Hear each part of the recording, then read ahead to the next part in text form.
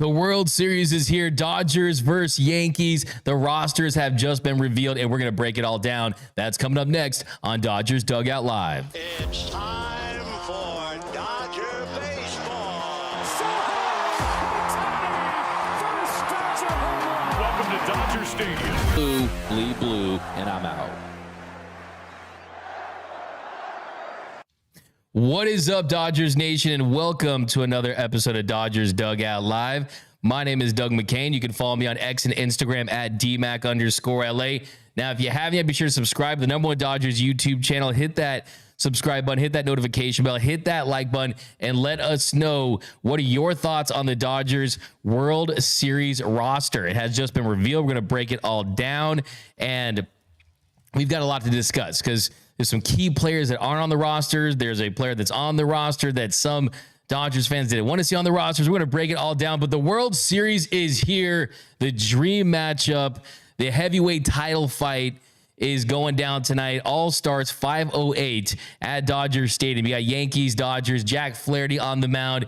You've got Oral Hershiser throwing out the first pitch to Steve Yeager. They're going to honor the great Fernando Valenzuela. It's going to be quite the scene. You got Brad Paisley singing the national anthem. Fellas, Antonio, thoughts heading into World Series Game 1, man? What are the emotions like? The producer cam's not working, it looks like. Oh, my bad. I hope the audio is working. I'm so pumped, though. Yeah, are you kidding me, man? This is what I've been waiting for. Yankees, Dodgers, my whole life, dude. Are you kidding me? Getting in here. Game 1. What's up, everybody? Who else is excited? I'm so it's unbelievable, man. It's palpable. It's incredible. It's kind of one of those things where, I mean, last time we saw it was 1981. So experience this, soak it all in, live it up, because you never know where you're going to see this again. How about my man, Mr. Noel? What's up, How man? we feeling? Hey, feeling good. Like you said, Doug, this is what we all been waiting for. I think it's been a stressful postseason so far, especially that NLDS, but the team fought through. They've stuck together through all the adversity, all the injuries, and really this is what it's all about. Dave Roberts said 4 more wins for a parade in Los Angeles. It's really what everybody's been waiting for since 2020 when we didn't get to have that parade. But job is far from done. This Yankees team is no joke, and Dodgers need to keep bringing that dog mentality we see in the bullpen, keep producing from all ends of the lineup, putting your stars in position to score, and fans just got to bring the energy tonight. 2 games in LA, not 1, 2. So you got to win these 2. Because then you have potentially 3 games in New York, and that's not going to be easy. You got to take 2. I mean, exactly. Absolutely. You don't want to put yourself in a situation where you got that split, and then you have to hope that Walker Buehler has to find that magic once again in Game 3, because he did it once. Can he do it again? It's a big question. But also, we got my man John, a Jersey guy from. He's rocking the Dodger hat today. Be honest though, he's a lifelong Yankee fan. It's all good. By the way, if you guys don't know John, this is a former college football great for the UConn Huskies. He's a part of our team here at Dodgers Nation. So look, I mean, he have his West Coast team, his East Coast team, but emotions heading into this one, John. Oh man, I'm honestly so torn. Obviously, growing up a Yankees fan, I'm kind of at the point where like the Dodgers fan base and nation has been definitely nice to me. So it's like I'm hoping for the best on either side. I'm kind of at that. I'm like Switzerland right now. I'm at the place where I don't know. I'll be happy depending on whoever wins. I think it's good for both franchises. I'm just excited to see good baseball. This is a star-studded matchup, so I'm really excited. And the hat looks good on you, man. The interlocking LA looks clean. I mean, personally, I think it's better than the Yankees hat. I mean, look, this is the thing. I mean, the LA hat's the only hat, right? It's the only hat that's the interlocking LA. The Mets also have an interlocking NY. It's not as iconic as the Yankees, but hey, they're both fire. Let's be honest. But Dodger blue over Yankee pinstripes any day, especially on this channel, guys. Dodgers Nation. But let me know down below in the comment section, what are your series predictions? Drop those down below. Do you got a Dodgers sweep? Dodgers in 5, Dodgers in 6. We want to hear from you, but let's get right into it because we have a jam-packed show today. And let's take a look at this roster because the roster right now has some surprises. And the biggest surprise early on is Evan Phillips not on that Dodgers postseason roster. So heard earlier today that this was a possibility because of the arm issue he was dealing with. And if you heard him talk after the Dodgers Game 6 win the NLCS, well, what did he say?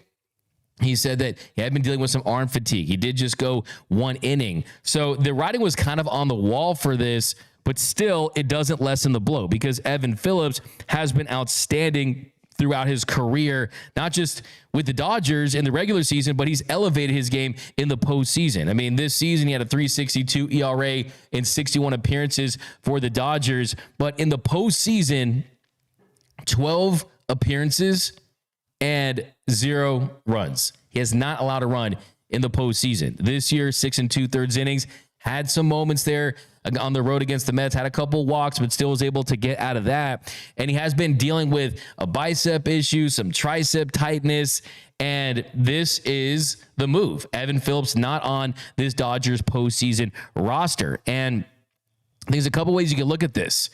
Is with Evan Phillips not on the roster, well, is he going to be off the roster for this entire World Series?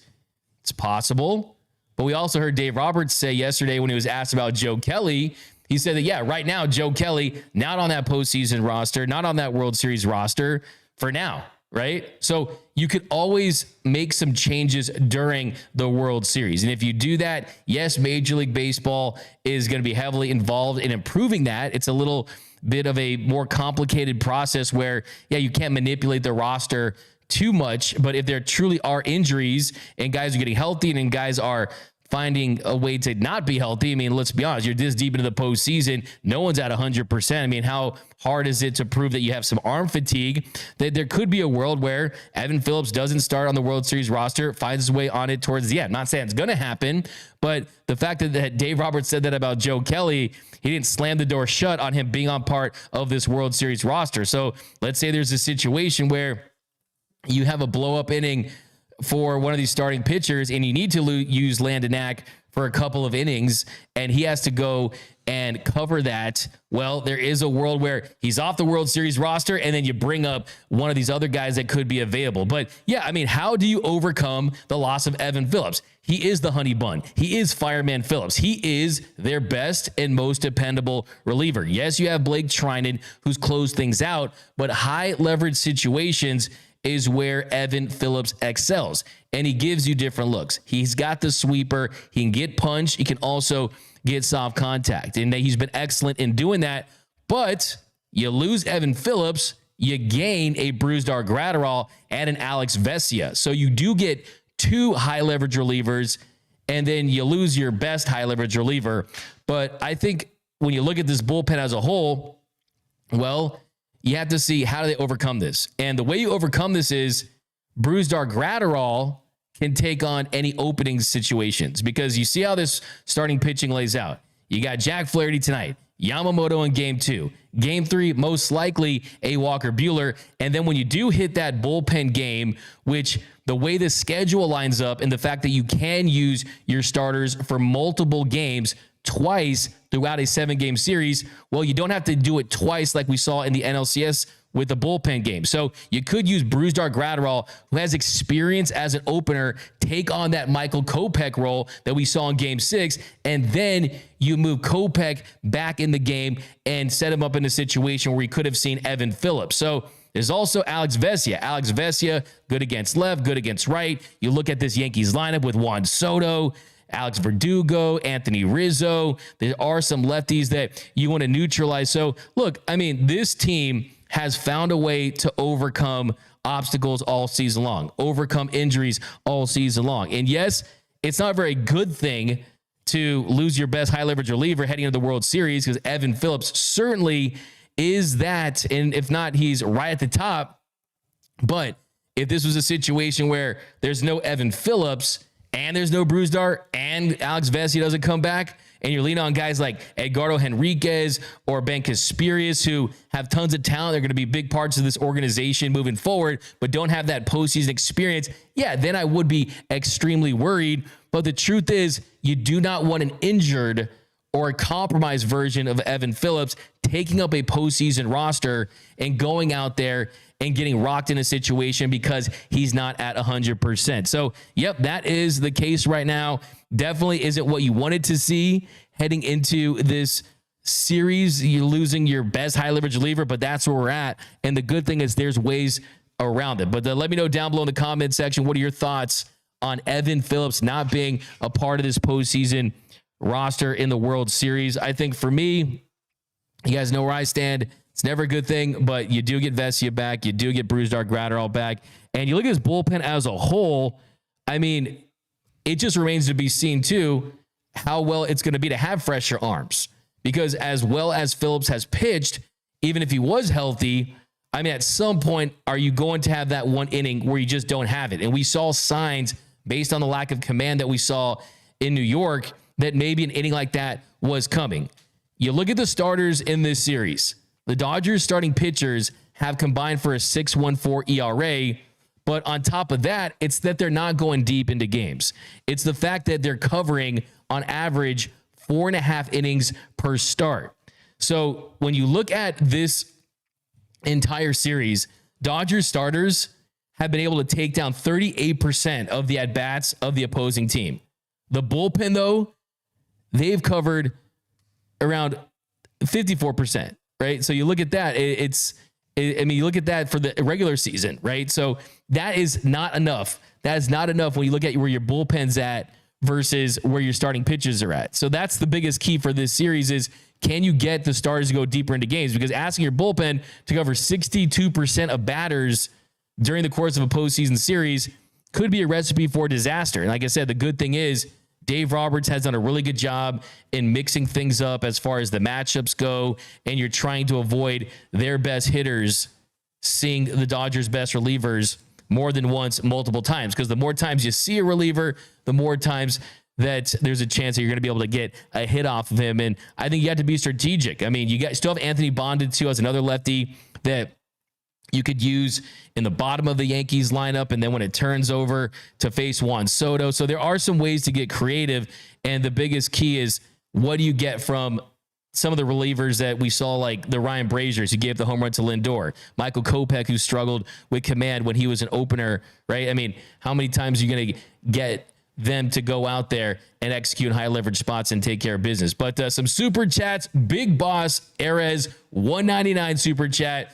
No Muncie for Yankees. Remember, they called us dem bums. Yeah, I mean, that was also Brooklyn related too. And I will say, people saying, hey, the record, the Dodgers 3 wins in their 11 matchups against the Yankees. Hey, they're also 2-2 when it's the LA Dodgers versus the New York Yankees. But yeah, there's a lot behind that. I mean, the history between these two clubs, it runs very, very deep. And let's not forget, the Dodgers, they had lost the Yankees a ton of times, 5 times before they were able to beat them in 1956 when Sandy Amoros makes that big catch in Game 7 to close things out. I mean, Brooklyn, it was the biggest thing ever to beat the Yankees. And that's why I think that when you look at the Yankees and the Dodgers, when the Dodgers get over the hump and they break through, a lot of times it's against the Yankees. I mean, you saw in 1956, they win that series. They said in Brooklyn, the cheers were louder after beating the Yankees in the World Series in Brooklyn than when World War II ended, right? So it was a big deal in New York. And in 1963, they swept the Yankees. Sandy Koufax, 15 strikeouts in Game 1 of that series, right? Don Larson pitched a perfect game against the Dodgers in this series. Reggie Jackson had a 3 home run game against the Dodgers. I mean, you've had a lot of memorable moments in this epic clash of titans, and I expect to see more of that. We'll do some bold predictions a little later. We got Rolando Velasquez. What up, D-Mac? Repping that Dodger blue, repping out of Vegas. 8th title, 2024, giving Kobe vibes. Yeah, the numerology is pretty strong on this one. The 824, when they wrap things up against the Mets in the NLCS, if they win the World Series, it would be their 8th World Series title in 2024. Hey, I'm here for it. I'm here for all the Kobe numerology. You love to see it. I mean, you love the fact that Kobe had some input and some influence in Shohei Ohtani signing here. I mean, you heard about the pitch meeting to get Shohei. They showed him Kobe's pitch, and when Kobe told Shohei, hey man, sign with the Dodgers, this is the organization that you want to be with, this is the city of champions, and apparently that was something that resonated with Shohei. So yeah, it's really cool to see. And then hopefully you got Vanessa and the girls out to celebrate this, because yeah, I mean, he's very much a part of this organization and their motivation. I mean, they had the Kobe job not finished there in the clubhouse. But we got a 499 super chat from my man Danny D. Super chat for Hollywood Doug. Can we get a shout out for Danny G and Sophie Sam, Dodgers Nation's fan since 1983? Go Blue. Man, I didn't know Dodgers Nation was around 1983, man. That's pretty awesome. But hey, obviously, here's a shout out. Let me give you a shout out. I think the buttons are working today, so no sounds, but we'll get you that shout out though. We got Ronald Pasquale. We need that Vessia and bazooka attitude. Absolutely, man. My man sips on 10 Red Bulls before he makes his appearance, or makes you want to run through a brick wall. And Bruised Dark Gratterall, he gets you hyped as well. So yeah, let's keep firing away down below in the comment section. Thoughts on Evan Phillips not being on the roster and the impact that is going to have? Because yeah, I mean, you can't, there's no way to spin it in that. Look, if it was the other way around and the Yankees didn't have one of their best relievers, yeah, we would say, okay, then that's advantage Dodgers in that situation. So if you're a Yankees fan, if you're this Yankees lineup, you love to see that Dodgers roster and the fact that you don't have Evan Phillips. And this is a starting rotation that's already missing Tyler Glass now and Gavin Stone. Clayton Kershaw's not on it, right? Claudia says, Dodgers Nation fans, hit that like button. Yeah, gonna wear my Dodgers Nation t-shirt tonight from Carmen Alexander. Which one do you have? Do you have the Kike Hernandez one? The WDGAF? If you haven't, definitely go and get that. I want to play that bureau because I don't think the stream deck's working. The Kike shirt, go to gearup.la. There we go. Cop the gear, cop the merch, www.gearup.la. Every color. You got Dodger blue, navy blue, charcoal, black, gray. Pick one up. You got the Kike goggles. You got the Kike belt bump that John and Noel always do when they come to the studio, which is good times right there. So definitely go cop some merch because this is what they're saying in the clubhouse. This has always been the mantra for sure for this team. But yeah, I mean, Evan Phillips out, that's a blow. And the other big development outside of the bullpen is Miguel Rojas. So Miguel Rojas, he finds his way on this Dodgers postseason roster. He finds his way on this World Series roster. And there was a lot of questions as to the health of Miguel Rojas. Would Rojas be able to be close to 100% and play defense like he's capable of playing? Because Dave Roberts said it yesterday that, look, if Miguel Rojas is going to be on this team, he's going to play. And if he's going to play, the best value that he has is as a Gold Glove caliber shortstop that can make all the routine plays. But I know there's a lot of Dodgers fans out there that have already forgotten all the great plays that Miguel Rojas made during the regular season, simply because your last memory of him is that botched double play attempt in game 3 of the NLDS that really hurt the Dodgers in that 6-run second inning. So you're kind of thinking about that. That's usually not the case, right? Rojas is someone that's very dependable. But I think the big question for me with Rojas is, when he's in the game, when is that going to be? Is he going to be your starting shortstop? Because the Dodgers have found something in Tommy Edman. Tommy Edman has played shortstop well. He won the NLCS MVP. He's been a dynamic bat. And then if you don't have Rojas at shortstop, well, you have him on the bench. And if he's on the bench, I do think they like the idea of having a right-handed bat that's had a better season at the plate than Kevin Kiermaier. So that there makes some sense. Rojas is not someone that is going to go up there and be a threat to hit a big home run. But as far as his power numbers, they were better this season. So there's that. And also Kevin Kiermaier, who, by the way, that was where the decision was. It was either you have Miguel Rojas or you have Kevin Kiermaier, right? And they ultimately decided to go Miguel Rojas, and Rojas has been a better bat. I mean, this season, he had 283, was 11% above league average as far as his offensive production. He had 6 home runs. I mean, he had his best year of his career offensively in a full 162 game regular season. He also doesn't strike out much. He does hit for contact. But if you're going to have him not start, right? So let's say your starters are going to be Tommy Edman at short, Max Muncy at third. If it's a righty, it's going to be Gavin Lux at second and Freddie Freeman at first. Then in center, you're going to have Kike Hernandez, and the corner outfield spots are locked with Mookie Betts in right and Teoscar Hernandez in left, right? We know Kike is going to play. Kike Hernandez is locked into this lineup, and you're not going to really have an option for Miguel Rojas unless it's a late game substitution defensively. And is Miguel Rojas that big of an upgrade to Tommy Edman defensively, especially when you have to believe that he's not 100% health-wise?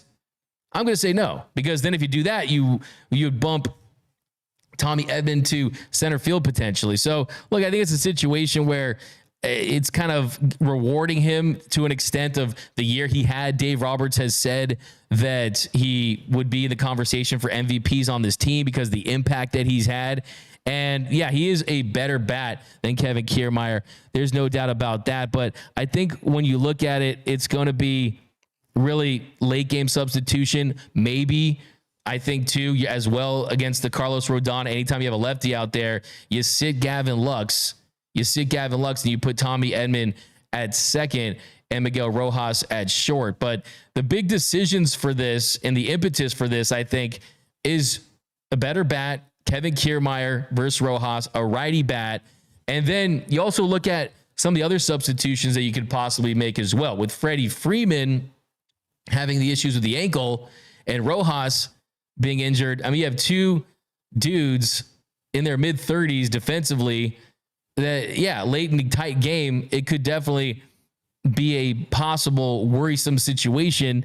But if you're doing a pure defensive substitution, let's say the Dodgers are up big and you want to keep the corners locked a little bit, well, what you could do is also you move Max Muncy to first, and then you put Kike Hernandez at third, and then in the middle infield, you can tighten that up as well with Rojas, with Edman, you got Chris Taylor as an option, Gavin Lux. So, yeah, I mean, look, people are going to freak out. Oh, Evan Phillips not on the roster. Oh, you got Miguel Rojas on the roster. Ultimately, I don't think that's going to decide this World Series, but it's interesting because I look at it as this way, is Pages getting more opportunities as a hitter and having the safety blanket of Kevin Kiermaier being a late game substitution for him in center field. I think personally, I mean, I think you can make a strong case that helps the team more than a substitution of Miguel Rojas. But Rojas can also play thirds. You know, he can play a lot of infield spots as well. He's been a better bat. And ultimately, he's been a great teammate and a big clubhouse influence. So I'm not totally upset about this or anything, but it's just kind of one of those situations where, like, man, they found something in the NLCS. If it ain't broke, don't fix it, and kind of continue on with that. But Chris Dudley, you got to start the NLCS MVP. There's no doubt about that. I mean, Tommy Edman's starting. Kike Hernandez is starting. The guys that have had impacts for this team all throughout this postseason run, their roles are not going to be reduced because of the inclusion of Miguel Rojas on this roster. And if it is, I'll be flipping this table over and we're going to be really upset. But we know that's not going to be the case. We got Claudia, 11. Rojas has been playing a long time. I have no doubt that he'll come through when he's needed. Yeah, I mean, look, like I said, he's a massive upgrade at the plate to Kevin Kiermaier. And based on this Yankees bullpen, you do have some lefties in there. Hill, I mean, there are some lefties to deal with. So him having a right-handed bat is going to be beneficial. Raul Gonzalez Jr., Rojas' leadership is overlooked. Many times Rojas will call timeout to help settle down the pitchers when Will Smith should be doing that. Rojas puts the ball in play as a hitter and can butt. Yeah, that's what I kind of said. I mean, like, he doesn't strike out a lot. He can get his bat on the ball. Contact is king, and he certainly can provide that. And look, there's also World 2. You have games 1 and 2 where Freddie Freeman's in the starting lineup, and then game 3, game 4, do they sit Freddie depending on how the first couple of games goes, depending on how he feels during the first part of this series. And if you do that, then you open some things up for the infield. And Muncy starting at first base, and we could see a Miguel Rojas at short. He gets the start during Carlos Rodon's start, and then you got Tommy Edman at second, where he's won a Gold Glove. But yeah, I mean, I think you look at this roster as a whole, this is a great roster, man. This is a World Series winning roster. There's no doubt about that, because of the depth, because of the success that guys down the lineup have had. And I think I'm looking at that too. The X factors in this series, you got Walker Buehler, you got Tommy Edman, Kike Hernandez, Will Smith, Max Muncy. Those are the X factors. We know what we're going to get from Mookie and Shohei. They're going to produce to varying degrees. I think Freddie Freeman, you could say, is he going to get an extra base hit? Because we haven't seen many of those in a while. He has 7 hits this series. this postseason, they're all singles. We got keeping it moving. My only concern with Rojas is base running, especially in scoring position. It's a great point right there as well, is that, yeah, he has not been very mobile. He's not fast in general. So he's not really a pinch runner as well. Ronald Pascual, we need that Vessi and Bazooka attitude. The infamous El Guapo. There's nothing you can throw at us that we haven't seen yet. Dodgers have been tested and then some. Yankees have had it too easy. Yeah, I mean, like Vince Scully said, nothing for the Los Angeles Dodgers ever comes easy, and that's evident this postseason, right? You've dealt with injuries throughout.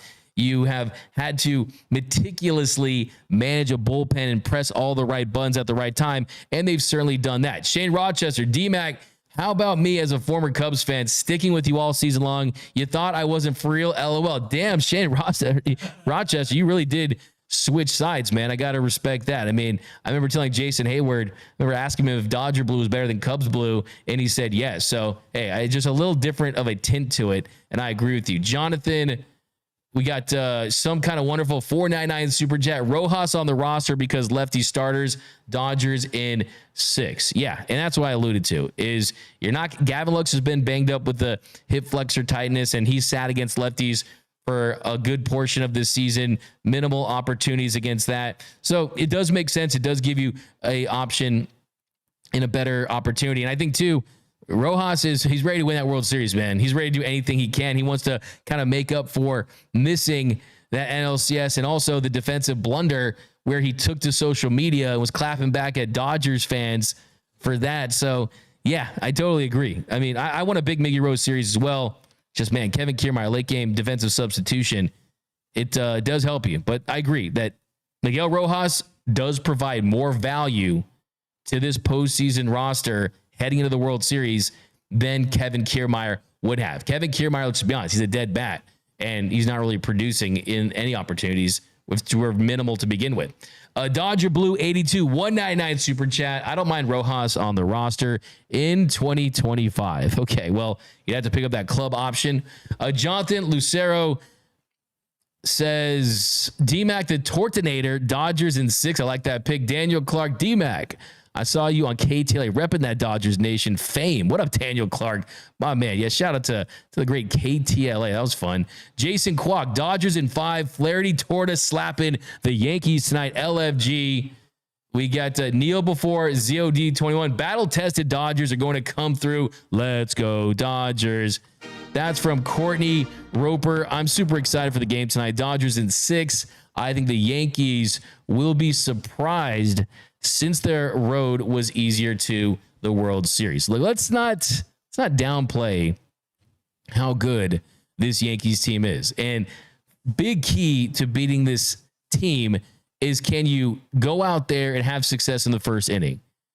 All the Dodgers starters collectively have had their struggles in the first inning, and then you multiply that by going up against one of the most lethal lineups that we've seen. And it's not just Aaron Judge, Juan Soto, and Giancarlo Stanton. It's also a Gleyber Torres. He's got a 400 on base percentage recently in the last series. So he's got on base at a high clip. And I think for me, big key to stopping this Yankees lineup is, can you find a way to miss some bats? I mean, can you find a way to keep these Yankees hitters off balance? Because as good as the bullpen dogs have been, the truth is they have a inability to miss bats in certain situations. I mean, the Dodgers this year have been a team that relies on soft contact, trusting your defense. This Yankees team ultimately is going to make you throw strikes and try to live in the zone as much as possible. And they don't chase. I mean, right now, the Yankees, they have a 23.2 chase rate at pitches outside of the strike zone. I mean, that's the best that we've seen. And that's even better than the Dodgers, who are doing it at around 25%. So these teams don't chase. They make you throw strikes. And when you have to throw strikes, at some point, you have to miss some bats. And the Dodgers, they have one of the worst strikeout rates of all the teams during this postseason for as good as they've been. So that's why I do like to see Alex Vesia back on the roster. Bazooka is someone that does know how to miss barrels and use that cutter, and he gets soft contact. So that's kind of what he does. But yeah, it's going to be a matchup where, look, can you slow the top of this lineup down? I mean, Giancarlo Stanton had 4 hits in the ALCS, all 4 of them dingers. Juan Soto, he had the critical at bat against Gaddis where he was seeing all breaking balls, and then the first heater you throw him, it's over the fence, and the Yankees take that series. And then there's Aaron Judge. All rise for Aaron Judge, who basically the Dodgers' best defense against Aaron Judge is going to be our right field wall. If you remember what happened a couple of seasons ago. So he's going to be the Dodgers' 10th man out there. But I know people are trying to build the narrative that Aaron Judge is Barry Bonds and Alex Rodriguez, and that he's going to struggle this series because he just hasn't had that momentum into the postseason. Truth is, with Aaron Judge, is that makes me a little worried just because he's due. You always hate the he's due guy. You know, and I think when you look at the Battle of the Stars, that's clearly one of the big subplots in all this one. Aaron Judge versus Shohei Ohtani. And who's going to get the better in this series? Who's going to step up? Who's going to get the big home run? Who's going to slug? Who's going to take their team over the top? Because Aaron Judge is someone who loves hitting against the Dodgers. And it is a very, very small sample size. It is just 41 plate appearances. But if you look at the history of the Los Angeles Dodgers and hitters that they've faced, if you minimize it to 41 plate appearances, Aaron Judge has been the very best hitter in the history of baseball against the Dodgers with 41 plate appearances. He's hit 389. He has a 1575 OPS, a 312 weighted runs created plus. So he's had a lot of success in his minimal plate appearances against the Dodgers. So it's going to be incumbent upon them to try to neutralize 1 or 2 of these guys and then make sure you take care of business down the lineup as well. But some more comments. Ray Soto, October Kike, October Judge, greater than sign. If this keeps up, LAD in good shape. That's from Ray Soto. Yeah, I could not agree with you more. I think that what has gotten the Dodgers here, is X factors, guys stepping up that aren't the superstars. And I think ultimately that determines this series for LA is with Freddie Freeman dealing with the injury. You know, they don't want to wait. They don't want Shohei Ohtani to beat them. I think Mookie has a big series. When I want to tip off my World Series MVP, we'll get to that in a little bit. But the way this plays out is in every single series, you've had someone not named Mookie, Shohei, or Freddie be one of the big reasons that they won. In the DS, it was Kike Hernandez. It was Teoscar Hernandez. It was Max Muncy stepping up as well. Will Smith hitting a big home run in Game 4. But are you going to get that in this series with Tommy Edman, with all these role players? Are they going to step up? I think they will. I think you're still going to get a lot of production from them, and that's going to take the pressure off of Shohei and Mookie and Freddie. And I think for me, it's the biggest X factor, number one X factor in this series is 100% Walker Buehler. If I had to pick, I see you guys ask me, I mean, Walker Buehler is very, very, you just never know what you're going to get from him from a start to start basis. He's definitely been a Dodger Jekyll and Mr. Hyde, if you will, during this season. And we saw in his outing against the Mets, I mean, 4 shutout innings, he struck out 6 of the 18 batters he faced, and he had a ton of swing and miss. But he gave you just 4 innings. I mean, and then I think with Walker Buehler, can you get a little more length out of him? That's going to be huge as well. A 499 super chat. Wouldn't it be better to have a Gold Glove caliber outfielder in Kiermaier than a 67% healthy Rojas? NLCS roster had something special. Yeah, I mean, that's the thing. Do you mess with the juju? You mess with the mojo a little bit when you do make some roster changes. But look, I think it's evident. I've said it before. I'll say it again on the show.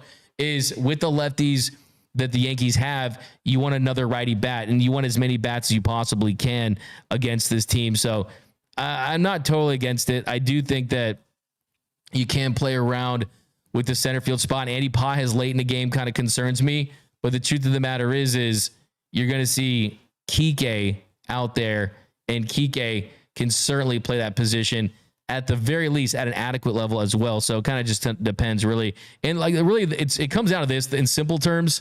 The roster, you have the people who are off, the players that are off. are Edgardo Henriquez, Evan Phillips, and Kevin Kiermaier. And then Brusdar Graterol, Alex Vesia, and Miguel Rojas.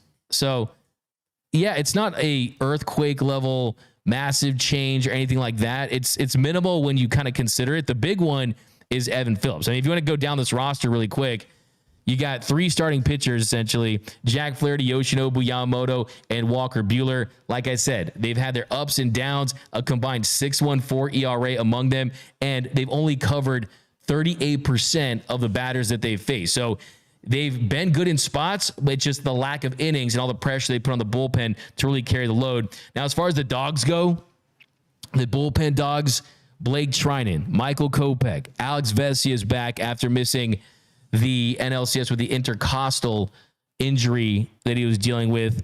I was told he's feeling really good. He feels really good. You heard him yesterday tell reporters that he was trying to make his case to Dave Roberts to be on this World Series roster. I think he has a big series, especially with Juan Soto on the other side.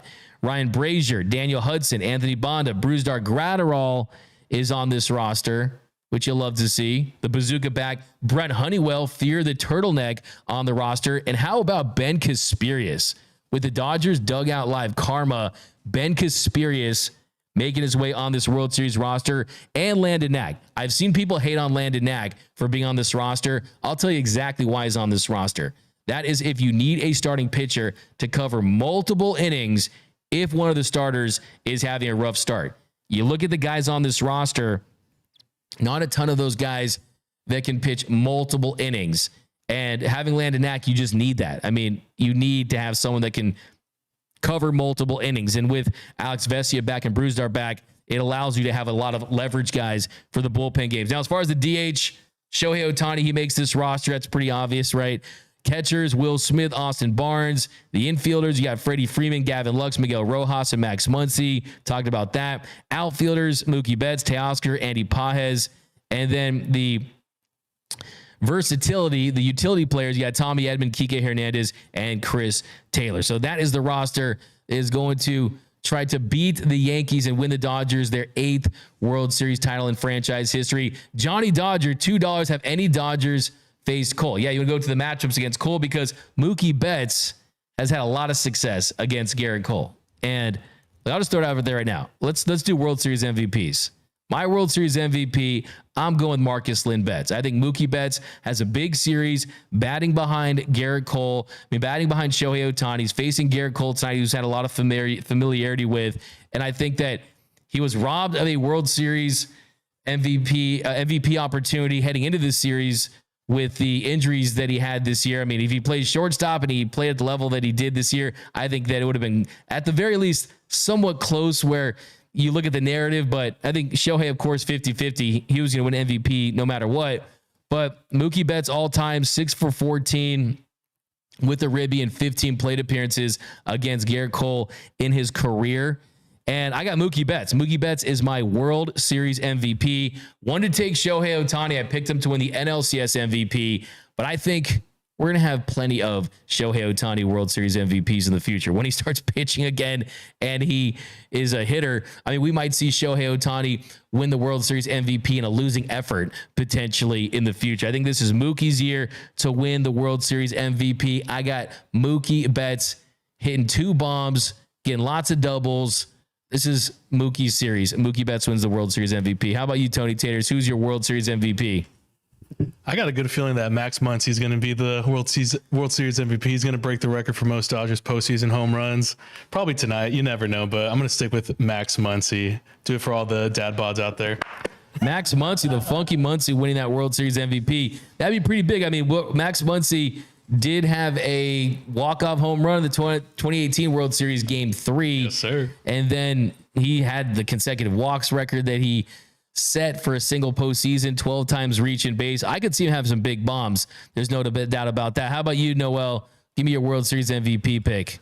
Yeah, I'm going to go with Shohei Ohtani. This is his moment. This is his time to show the world what he's all about. His first World Series, really his first postseason run in MLB. So, yeah, I think he doesn't take his health for granted. He doesn't take opportunities for granted. Like I always say, he shows the game of baseball respect all the time. He plays whenever he can, whenever he's healthy. He's not like other stars that take a break when they're feeling a little injured. So I just think he's going to take advantage of the moment. Every single at bat, he's going to, try to make something happen. So I got Ohtani. First MVP in the World Series for him. I like it. I mean, that's what the world wants to see. Yep. I mean, that's what Rob Manfred wants to see. Only thing I mean, it's kind of one of those things with Shohei is, do the Yankees want to let him beat them? I think the Yankees don't want, like we saw with the Mets, like we saw with the Padres. I mean, he's getting a couple of pitches to hit during every at bat. Yeah. I mean, the most important thing for him is not to expand the zone, to take those walks, and to be dynamic on the base pass. I want to see I think we're going to see 3 stolen bases from him this series. So I think it's going to be a little bit of a more aggressive base run than we saw previously. How about you, John? You got a World Series MVP? I mean, do you want to go with just go with who you got. I mean, it could be a Dodger, it could be a Yankee. Do you, though? Do you? Don't feel obligated. Don't feel obligated to pick the Dodgers player because of this name of the show. If I would give a Dodgers MVP, I would pick Dave Roberts, the manager. But overall, to be honest, I think I'm going to go Aaron Judge. I think the he's due is a very good narrative. Yeah. And if I had to pick a guy, I think I will go Aaron Judge. If I had to pick a Dodger, I'm actually going to lean towards Mookie Betts. I think what he does defensively and offensively will put him in a good situation to bring home that MVP. I like it. You got your Dodger MVP, you got your Yankee MVP, just right. Toe the line, baby.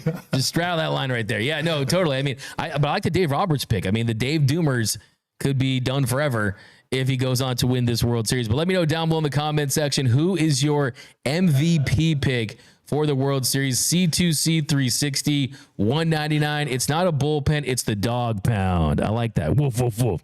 The Dog Pound, a great album. The Dog Food with Corrupt and Daz Dillinger. Roy's Song 499. How concerned are you about Flaherty's velo being down? I mean, I think it's a concern if we see it early on. I mean, if the velo is still down and he's not attacking the zone, he's nibbling a bit, that's certainly going to be a concern because they need Jack Flaherty to be the guy amongst the 3 starters that they do have. Let's not forget you have 3 starting pitchers and you're trying to beat the Yankees in the World Series. Let's not forget. So I think the big key there is that he gives you a little length, can go 5 or 6 innings in that stretch. So yeah, I mean, I think that the velocity down is hopefully attributed to the velocity and the mechanics and him being under the weather, but he's been a mixed bag. I mean, he truly has been a mixed bag so far this season and in the postseason. I mean, you saw the 7 scoreless that he gave you against the Mets, and you also saw him go 3 innings to give up 8 runs, which is the most ever for a Dodger in a postseason start. So I think that you're probably going to see something in between with Jack Flaherty and Game 1 and Game 5. I think that hopefully you get kind of middle of the road. I mean, his start against the Padres, he went 5 1/3 innings and gave up 4 runs. He also gave up 2 home runs, and you don't want to see that. In 2 of his 3 postseason starts, he's allowed a home run. So that's certainly something that concerns me because of how explosive this Yankees lineup is. We got the Shelly Lawrence. Max in his leader qualities is the X factor. Brian Chavez, the top of the order, the Yankees is scary, but I trust Dave to manage that bullpen. Yeah, I mean, he's pressed the right buttons all postseason long. The concern, though, is the more times they face these guys and how much gas do they have left in the tank. I mean, I think the biggest thing for this Dodgers bullpen was this big rest. You got a ton of rest after the NLCS heading into this series. And also you have the reinforcements of Alex Vesia and Brusdar Graterol. And also don't forget about the possibility of adding and subtracting to this roster as the World Series goes along, because I mean, that's certainly a possibility as well. Could you get Joe Kelly at some point? Is Evan Phillips out for this series? That'd be the first question I'd ask Dave Roberts today, is would he be an option later down the line if it would present itself? But I mean, you look at this entire postseason, the Dodgers bullpen, they have pitched 60 1/3 innings in October, 60 1/3 innings in October. The starters, 36 2/3.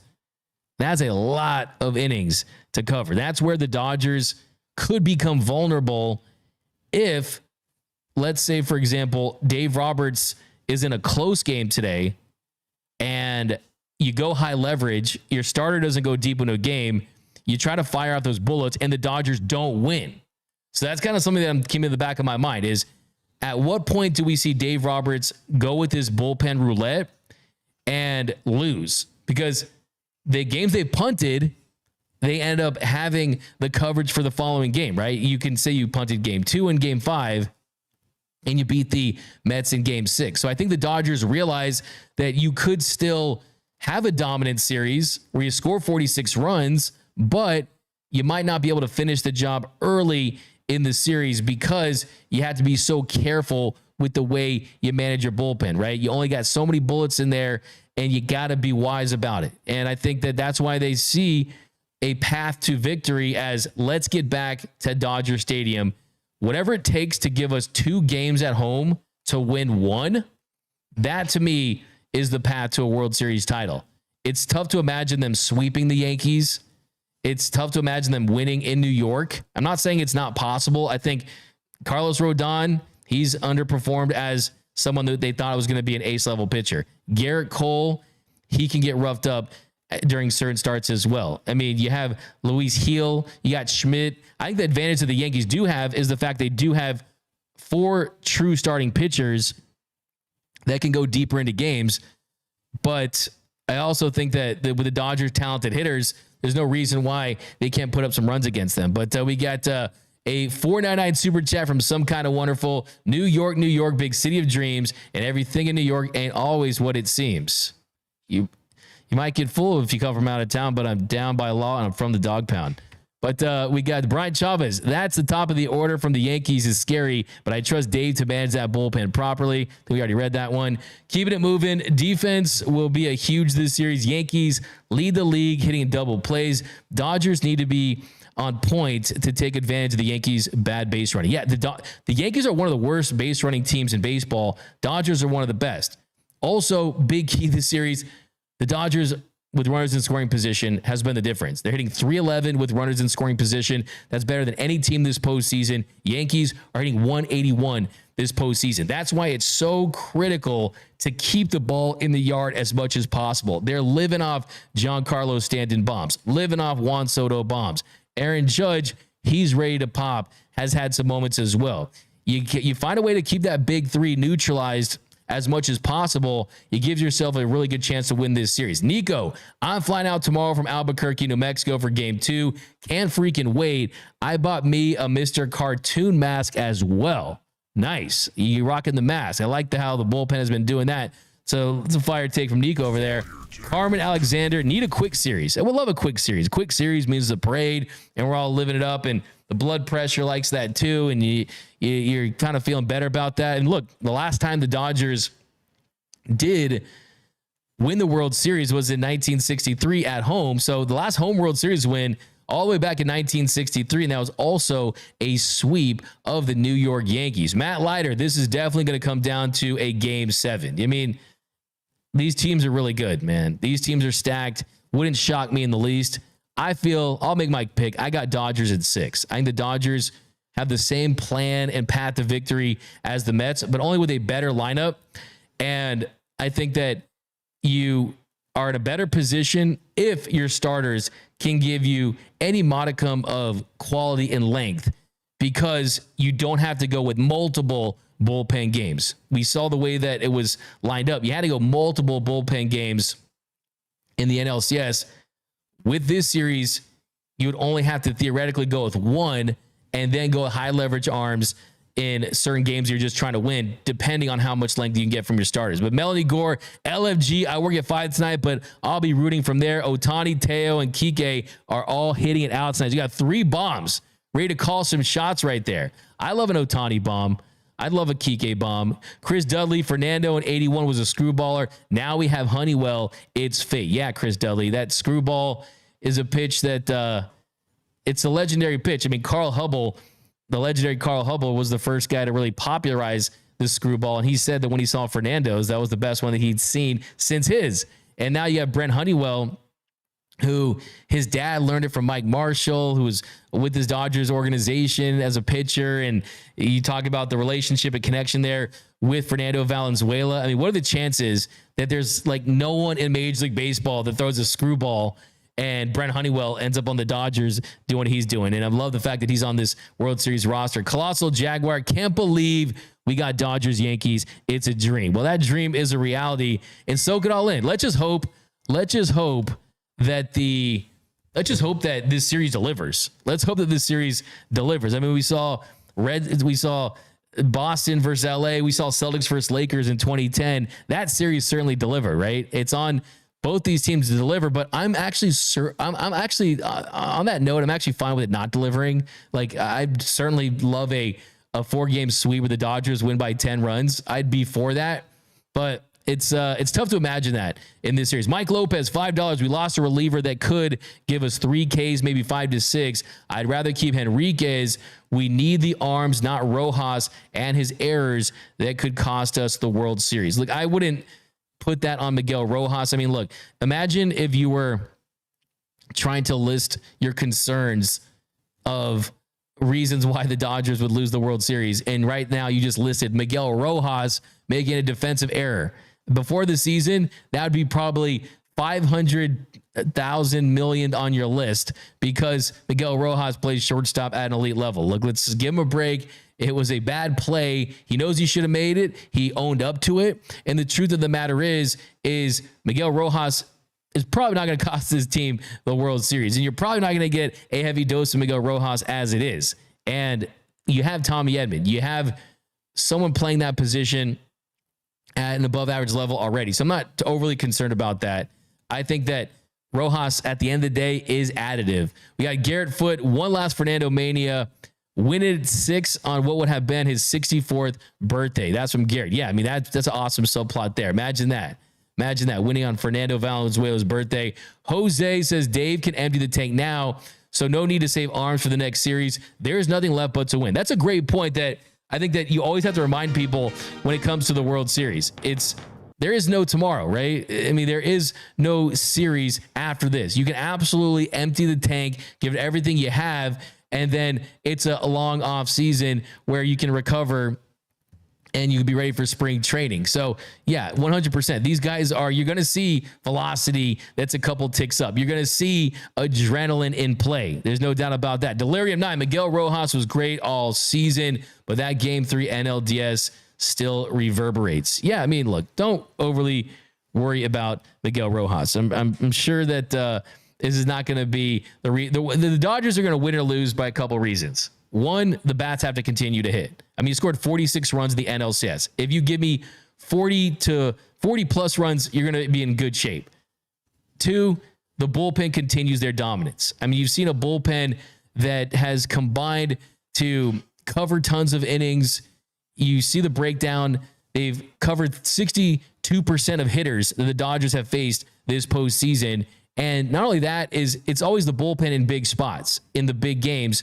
But the good thing about the way that this has worked in the wins is outside of Game 5 of the NLDS, you have seen this Dodgers bullpen be able to have the Brent Honeywell types, the Landon Knack types, the Ben Casperius types, the lower leverage guys finish games because of what the offense has been able to do earlier in this game. So offense has to show up. Bullpen has to do its thing. Limit the Yankees in the first inning because they're a team that likes to jump on you. The Dodgers starters are a team that has struggled with their starters in the first inning as well. And then we'll see. Will Dave Roberts continue this masterclass? 4 has to be that. Dave Roberts, this is the least I've ever seen fire Dave Roberts because it's hashtag hire Dave Roberts right now. And I think that the Bruin is going to beat a Trojan, right? Let's just be honest here with Aaron Boone. And I think that Dave Roberts solidifies himself as the manager of this club for as long as he wants it. He's going to be in the Hall of Fame if he wins this series. Let's just call it what it is. So does he continue to have that feel, that gut instinct that he said has evolved with him since he's taken over in 2016? So that's going to be a major, major factor as well. And also, who is going to step up down the order to turn this lineup around for Shohei Ohtani? Are you going to continue to get that production? Because that has been the difference as well, is that this is a longer, deeper lineup. We got to Golf Grouch. Give Butane credit for all the effort he made to come back after a second TJ surgery. What a dog. Yeah, I mean, look, Walker Buehler said it himself. Like, his inspiration was Nathan Eovaldi and trying to be someone that his career is not going to be derailed by a second surgery. He's also trying to set himself up for a payday. So he deserves a ton of credit. And he has another big opportunity to show teams out there that he wants to sign a bigger deal. I mean, he was asked yesterday about being on the Dodgers after this season, and he said, I want to be a Dodger for as long as they have me. So I mean, he's pitching for his Dodgers career potentially, for his big multi-year deal potentially. If he dominates a Yankees lineup, goes 6 scoreless, the velocity's there. Teams have recency bias. He could sell himself up for a really nice payday. We got the Josh says Roberts was a masterclass in 2020. He knows how to do it. Yeah, you can say what you want. The haters out there that dismiss the 2020 season as a asterisk World Series. You could say it's an asterisk World Series, but you can't take away Dave Roberts' bullpen management and leaning heavily on Julio Urias when he did. He basically benched Kenley Jansen after blowing it in Game 4, giving Blake Trinan that opportunity in Game 6. So, yes, certainly the management was good for Dave Roberts. Can he do it again? And will the Yankees allow him to do it? This is not the New York Mets. The New York Mets are not the New York Yankees. They have final boss energy, right? The New York Mets aren't that, okay? Pete Alonso isn't Aaron Judge. Francisco Lindor isn't Juan Soto, okay? This is next level. You have the 3 best hitters in the sport are in this series. And honestly, on his best day, you can include Mookie Betts. On his best day, you can include Freddie Freeman. But the truth of the matter is, as far as overall production, Shohei Ohtani, Aaron Judge, and Juan Soto have been the 3 best hitters in baseball this season. When it comes to pure hitting, Juan Soto is the best that we've seen in a long time. Juan Soto's truly generational once in a sport when it comes to plate discipline, and he does things at the plate that hitters just don't do. I mean, Juan Soto's next level. Honestly, with the Shohei deferred money, give me Juan Soto and Dodger Blue next year. I'm dead serious. Jose, Dave can empty the tank now. No need to save the arms next series. I think we already read that one. Mario Torres, after seeing Muncie and Honeywell interview, I am pumped. WDGAF team mentality. Go cop the t-shirt. Gearup.la. Have a land _email. DMAC, how do you feel about the umpires? Yeah, we'll talk about the umpire crew, but first we're gonna talk some underdog fantasy in a second here. So let's get that underdog fantasy graphic cooked up, because I mean, have you guys gotten into underdog fantasy? I mean, like super obsessed with it. And today's show is brought to you by our friends at Underdog Fantasy. Take a swing at pick them this baseball season on Underdog. Over 1 million fans across 33 states got in the game last year by making picks on Underdog. I personally had a great time on Underdog so far this year, and it's really simple to use. And take a look at stats and projections for my favorite players. This week, I'm taking higher than 255.5 passing yards on Josh Allen and higher than 50.5 receiving yards on Michael Pittman, former USC Trojan. Underdog is super easy to play, and it's even easier to get started. Go to their easy-to-use mobile app or to underdogfantasy.com. Sign up with promo code DNP, and Underdog will give you a mystery special pick to use on your first pickup entry, plus a first-time deposit offer of up to $1,000 in bonus cash. That's Underdog Fantasy, promo code DNP, to claim your new customer special of a mystery player pick on your first deposit offer. Must be 18 plus, 21 plus in Massachusetts and Arizona, 19 plus in Alabama and Nebraska, Ohio State this week, John, and present in a state where Underdog Fantasy operates. Terms apply. Void in Colorado. Are you concerned with your play? Call 1-800-GAMBLER or visit www.ncpgambling.org, AZ 1-800-NEXT STEP, 1-800, all these 800 numbers. Hopefully Ipe has these on his phone, but we got autograph too. We know that keeping up with the Dodgers sometimes feels like a full-time job, especially this time of year. Who's pitching tomorrow? What network is playing the game? Why the heck did the Mets think they could beat us? There's a lot to keep up with, and it can feel overwhelming sorting through the Dodgers content that comes out each day when life's already busy enough. That's why it's time to try the Autograph app. It has everything the Dodgers fan needs all in one place. The best Dodgers news from the best Dodgers creators all in one feed.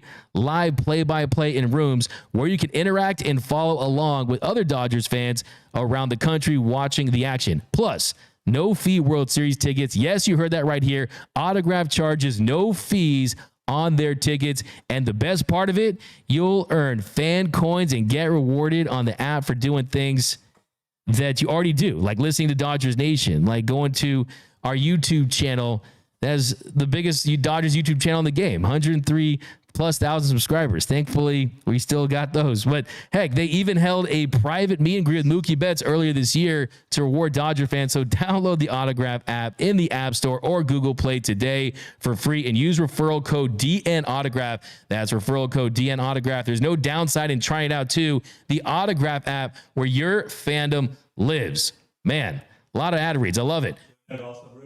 The lineup came out. On the topic of Autograph, we're going to be live in like a chat room at around 3 p.m. before the game. All the DN social team, we're going to be like dropping our content and previewing the series. And one lucky fan that comes into that chat room will be gifted at random a Mookie Betts signed baseball. So yeah, make sure you guys check out our socials. We have the link to join the chat room at that time. So just a quick little update for all you guys in the chat. There you go. Get that Autographed app, man. Get that chat room. You can hang out with Noel. Give his personal number too. Just DM it to me. So that's good stuff. But let's not put that up. Let's definitely put it up there. But just a minute ago, got some breaking news. Little Let's Go Dodgers. The lineup is out. The lineup is out for the Dodgers Yankees game 1, 5:08 first pitch. Electric atmosphere at the Ravine, and not too many surprises. Not too many surprises here. You got Shohei Ohtani batting leadoff at DH. Mookie Betts batting in the 2-hole in right. Freddie Freeman in the lineup. No concerns about Freddie. He said he's 100% ready to make this roster. We'll see how close to 100% he is. He is batting third at first. Then Teoscar Hernandez could be a sneaky World Series MVP pick for some. Teoscar Hernandez batting cleanup in left. Then Max Muncy batting fifth at third. Kike Hernandez batting sixth. I like Kike up in the lineup here. Batting sixth behind a lefty in center field. Then seventh behind the dish, you got myself, Mr. Will Smith. Then batting at second base, batting eighth, you got Gavin Lux. So Gavin Lux, I think, could have a sneaky big series. You got the short porch at Yankee Stadium. Could we see a Lux dinger? I'm feeling that. So we got Gavin Lux batting eighth. And then the NLCS MVP, my cleanup hitter, Tommy Edman, batting ninth, starting at shortstop. This lineup, hang this lineup up in the Louvre. Forget the Mona Lisa. Hang this lineup in the Louvre. This is the lineup that wins a World Series. I love the fact that you have Tommy Edman down the order, a dynamic bat with the confidence of the NLCS MVP, can get bat to ball, has also shown the ability to slug and leave the yard. And the biggest key, can Lux and Edman get on base for Shohei Ohtani? Shohei Ohtani is Superman in baseball cleats with runners in scoring position this postseason, and you give him ducks on the pond, he's going to cash in. Then you also have Kike higher in the lineup to provide some slug. I think Will Smith could pop this series, but this is the lineup, man. This is the lineup that's going to win the World Series for your Los Angeles Dodgers. For anyone that was thinking that Miguel Rojas was going to be starting and get back at shortstop, well, you have your answer. That's not the case. And I was very confident that that wasn't going to happen. I mean, I think you probably thought the same thing. There was no way after the run they bet on and the success that they've had that they were going to do anything but kind of run it back in the infield. But let me know down below in the comment section, thoughts on this Dodgers lineup. I love Edman in the 9 spot. That's what really stands out. You got Shohei Risptani. I mean, you got Mr. Runners in scoring position with the Ed VP at the 9 spot. I love that in the lineup. We got a super chat, my man, Adrian Sanchez, 499 DMAC. The boys are about to unleash and show that it's their time. Fernando watching over us. We get the dub tonight to set the tone. LA in 6. I like that. Set the tone, baby. Give me 2 in LA, baby. 2 wins in LA. But let me know down below in the comment section thoughts on this Dodgers lineup. We got the Dodger Dog. What's up, my man? Lineup is fire. Edman is a secret leadoff. Jose, that's what I've been saying. For this lineup, you need a second leadoff hitter if you're going to have Shohei Ohtani as your leadoff. Edman can provide that. Edman can do all the things that a great leadoff hitter can do. He's a switch hitter, can get bat to ball, can run the bases at an extremely high level. When it comes to sprint speed, he's one of the tops in baseball. So absolutely, it's a great spot for him. Luis Knight, too, only 3 starters against the Yankees, only 2 starters we can rely on. It will not be an easy game. I mean, look, it's never easy for this organization. I mean, how long have you been following the Dodgers? It's not supposed to be easy to win the World Series. And I think that it's going to be a tight series, and they're going to be a very tested team. Let's say Yankees are the best record in the American League. They have the MVP on their side as well. Jacob G says, love the lineup. Now it's up to Jack to shove. 199 super chat. Hitters are going to hit. Dodgers win 7-4. Throwing out score predictions. I got Jack Flaherty. Let's go Jack Flaherty 5 in the third innings, giving up 3 runs, giving you a gutsy start. The Dodgers getting on top early. I got a Kike Hernandez home run. We got to get a Kike Hernandez bomb. Give me a Keektober bomb in this one. I think Shohei leaves the yard too. I got 2 home runs tonight, one from Kike, one from Shohei Ohtani. The Dodgers taking game 1, 5-3. 5-3 game 1. Kike going yard, Ohtani going yard. Jack Flaherty giving you some quality, going deeper in the games. Is a very tough Yankee lineup, and you got a rested Dodgers bullpen too. High leverage situations. You're going to try to be aggressive to win game 1. Dodgers taking this series in 6 games. My World Series MVP is going to be Mookie Betts. Mookie Betts is winning World Series MVP, batting behind Shohei Ohtani. This is his stage as well as the other great players. And I think too, there's a little bit of a, hey, I took that personally, because everyone's talking about Soto. Everyone's talking about Judge. Everyone's talking about Giancarlo Stanton, Notre Dame High School's own. Everyone's talking about Shohei, Freddie's ankle.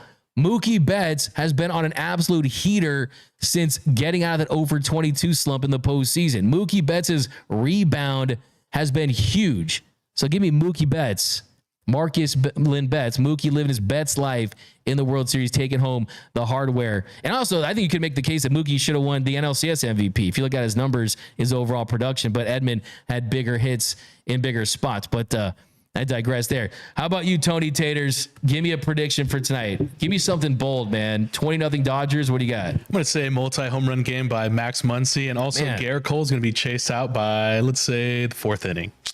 I like that one. I like that one. How about you, Noel? I got Dodgers winning 8-3. I think they come out with the bang, really take care of that Yankees offense. And I got Teoscar going deep tonight.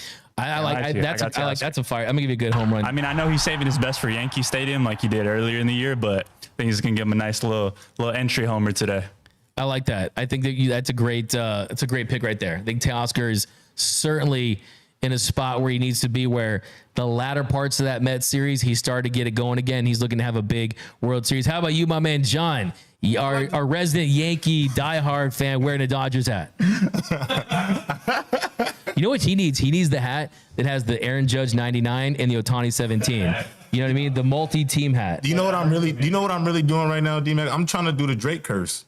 Oh, exactly. Yeah, no, that's what you told me. So if I wear the hat, I do what Drake does. He wears a jersey, something bad usually happens for the team. But tonight I got the Dodgers winning. I think it'll be a big game, 7-4. I think Shohei goes yard. I think Hernandez goes yard. And I think the bats in the Bronx Bombers, they look good too. I think Juan Soto goes yard. And I think Aaron Judge gets a home run as well. I think Judge versus the right field fence, man. I want to see them in the octagon. That's the matchup I want to see. But you heard there, he's doing the Drake curse. So don't even look. We got this. Dodgers in 4 now. Get the parade ready because my man John's doing the Drake curse. But a couple predictions down below, guys, and we will be joining you a little later for the pre-game show. So don't want to miss that. We'll hear what Dave has to say about Evan Phillips. Could he be involved later in this series? Got some more chats down below. We got a super chat from D-Mac Jr. What up, D-Mac Jr.? It's 110.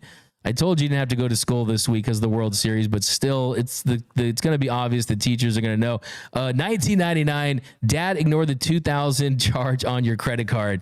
Hey, man, I love it too. That's going to be hey, forget you're not. That means you're going to community college, son. There goes your college fund. You are going to community college now, my man. California has great community colleges, by the way. Michael Rodriguez, D-Mac, how long do we have Tommy Edman? Is he a summer rental? Good question. The answer is no. And that's what makes Andrew Friedman's masterclass of a trade deadline even more impressive, because not only is Tommy Edman still under team control for one more season, and he could be your starting shortstop, he could be your starting center fielder. It's going to be one of the two next year. Also, Michael Kopech is under team control for another year. He's saying he wants to try to be a starter again. We got David Bruh. I'll give you a bruh for that one. We got Dodgers shock the world and sweep. That would be generational. That would definitely be pretty shocking. A Dodgers sweep of the Yankees. Be a lot of boo birds at Yankee Stadium. It'd be a beautiful thing to see. And let's not forget, I mean, the 1981 Dodgers, they were down 2-0 in that series, and they had to come all the way back and take it later in the series. X Factors will be Gavin Lux and Tommy Edman. I got Gavin Lux. One of my bold predictions, Gavin Lux hits a home run at Yankee Stadium. Short porch. Alex Renteria, Muncy, and Shohei Bomb, 3-1 Dodgers. I actually didn't get to my bold prediction, so look for those in the preview show. I'll drop all 10 of those. I got 10 of those bad boys. We got Michael Poppy. Kike, I like Poppy. Kike Hernandez with a cup bump after taking Cole Yard, Shohei MVP. So you're calling it the cup bump. I call it the low 4. You got the high five, the low. No, it's the belt bump, right? But that's what Noel and John do every time they see each other. Okay, you said that? Okay. I meant Noel and Tony Taters. L Mart, me and Tony Taters, we do that one. D Mac, we're going to win tonight from Emar, Dodger Dog, Mookie with the hearts in there. I like what you did. Ezekiel Hill, Dodgers fan since I was 7 years old, now 85 years old. Go Dodgers. So, hey, that's the YouTube demographic now, man. Who says that it's just younger people watching YouTube? Got my man Ezekiel Hill rocking with us at 85. So I love that. We got Boom Shakalaka. Shout out to NBA Jam. I don't give score predictions, but sorry for asking for score prediction, Boom Shakalaka, but he throws one out. Dodgers 15, Yankees 0. Okay, I don't know if that happens. We're going to Vegas. I don't know if you have Michael J. Fox's Almanac from Back to the Future 2, but if you get 15-0, man, I'm gonna play that somewhere on the next show. Delirium 9, calm before the storm, emotional roller coaster restarts in 4 hours. No, absolutely. I hope you guys are rested.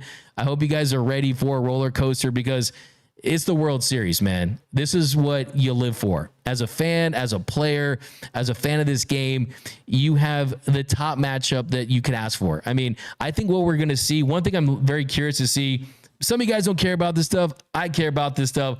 I can't wait to see when those first Nielsen ratings come out, how many people are truly going to be watching this game. Dave Roberts said yesterday that this is going to be the most watched World Series in history because of the global audience.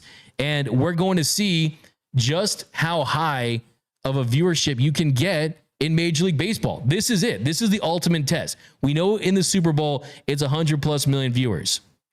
We know in basketball, ratings have been down, but Lakers, Celtics, matchups like that, those are the top rated series. We're going to find out just how big baseball still is in America because you have the two best teams, the two marquee franchises, and the best players in the game. So I wouldn't be surprised to see 20, 30 million, especially if it's late in this series. I'm excited to see that. So all the eyeballs are going to be on your Los Angeles Dodgers. But that's going to do it for this episode of Dodgers Dugout Live. The World Series is today. I'm going to have a torta for lunch, and we'll be back with you for the pregame show.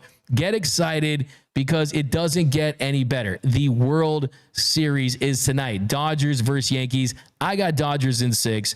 I got a parade in LA for the first time since 1988. So join us for the pregame show, guys. Thanks again. My name is Doug McKain. You can follow me on X and Instagram at DMac_LA. If you haven't yet, be sure to subscribe to the Dodgers Nation YouTube channel. Hit that subscribe button, hit that notification bell, hit that like button. Do some walk-off shots here. We have some super chats, I believe. We got Going to Blue Heaven 27, 199. Hitters are going to hit. Dodgers will 7-4. Guns up 499. Dodgers have already played a team that's just as good as the Yankees and beat them. Yankees haven't played a team like the Dodgers. Dodgers in 6. There you go. You got your predictions right there. Dodgers in 6. Some more. We got good times, guys. Drop your predictions. LA in 6, LA in 7. But that's going to do it, guys. Remember, nothing brings us together quite like Dodger baseball.